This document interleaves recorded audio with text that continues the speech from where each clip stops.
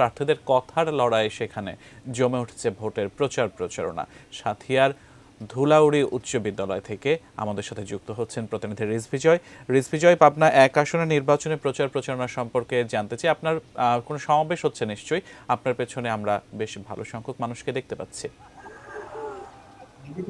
ধন্যবাদ সিয়াম। নাটকীয়তা যেন কিছুই ছাড়ছে না পাবনায় 1 আসনে। আপনাকে জানিয়ে রাখতে চাই, পাবনা 1 আসন এবং 2 আসনে সীমানা জটিলতার কারণে কিন্তু নির্বাচন স্থগিত হয়ে গিয়েছিল।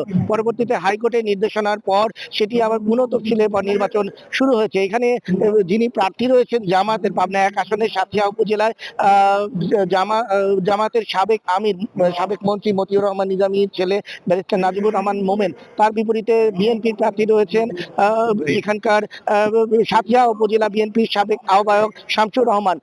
তো সেই দুজনের যে নির্বাচনী পরিসংখ্যান, সেটিকে কিন্তু আরো বেশি নতুন একটা মাত্রা যোগ করেছে এখানকার সাবেক একজন প্রভাবশালী আওয়ামী লীগ নেতা, সংবিধান প্রণেতা, সাবেক তথ্য প্রতিমন্ত্রী অধ্যাপক আবু সাইদ, যিনি এখন এই মঞ্চে বক্তব্য রাখছেন। তিনি বিএনপিতে যোগদান করেছিলেন। যোগদান করার পরে তিনি কিন্তু আজকেই প্রথম বিএনপির পক্ষে, এখানে ধানের শীষের প্রার্থীর পক্ষে প্রচারণায় নেমেছেন। তো তার যে নিজস্ব ভোট ব্যাংক এবং নিজস্ব যে ইমেজ, সেটিও বিএনপি কাজে লাগাবে বলে জানিয়েছেন। তো সব মিলে এখানে আমরা দেখছি যে আজকে একটি জমজমাট প্রচারণা, এবং সব মিলে এখানে যে বিএনপির যে নেতাকর্মীরা রয়েছেন তারা বেশ একটি উদ্দীপনার মধ্যে রয়েছেন। তারা একটা নতুন উৎসাহে, নতুন ব্যঞ্জনায় আসলে প্রচারণা চালাচ্ছেন। এর পাশাপাশি জামাতের যিনি প্রার্থী রয়েছেন তিনিও কিন্তু তার যে নেতাকর্মী রয়েছেন তাদের যে প্রচারণা, সেটি জামাতের আমিরের আসন হিসেবে আখ্যায়িত করে তাদের যে নিজস্ব লোকবল এবং ভোট ব্যাংক রয়েছে সেগুলোকে কাজে লাগিয়ে তিনিও আত্মবিশ্বাসী প্রচারণা চালাচ্ছেন।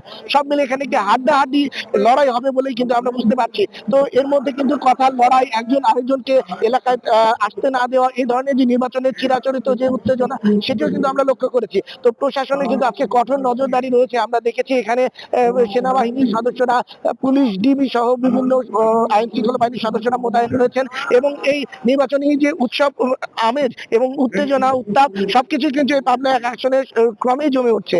এই ছিল আমার কাছে এই জনসভার সর্বশেষ খবর।